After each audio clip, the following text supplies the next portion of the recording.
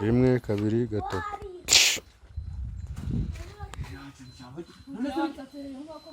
ako kanya ko gufata ukumva umuntu ubwo ukumva ndagufashije banga kubwira ngo umunye kurimo hari ikibazo cyaba kirimo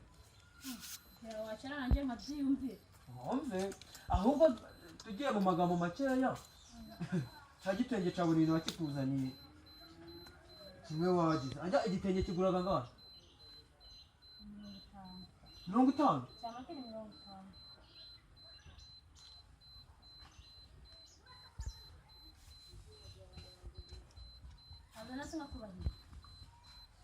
ngaga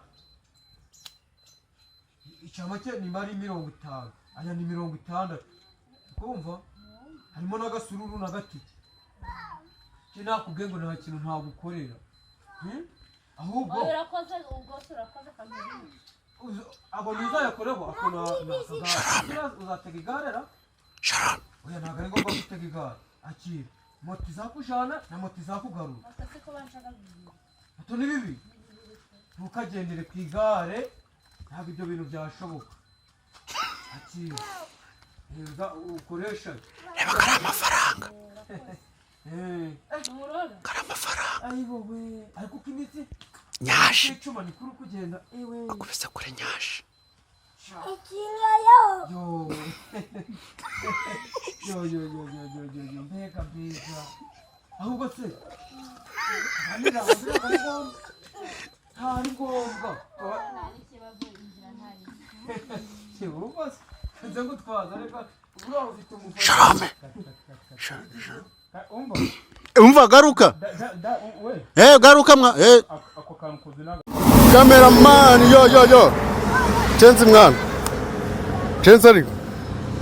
mu cameraman ira Chenzi ariko nguba wihama yabariye headphone sha cameraman wanje muramubona aba yarakaye kabisa cameraman oji urambona mbona byukiye mu kantu ka siporo wasasa ongera umfashe sinimani yagase n'izuba ryakanutse akazuba ariko umuyizo baruciye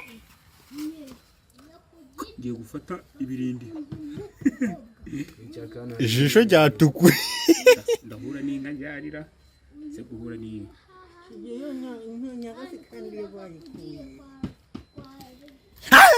uzi ko kuma irihe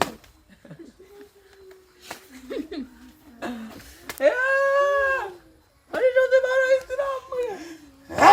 ayo shajuru ndiko je veux serious ndiko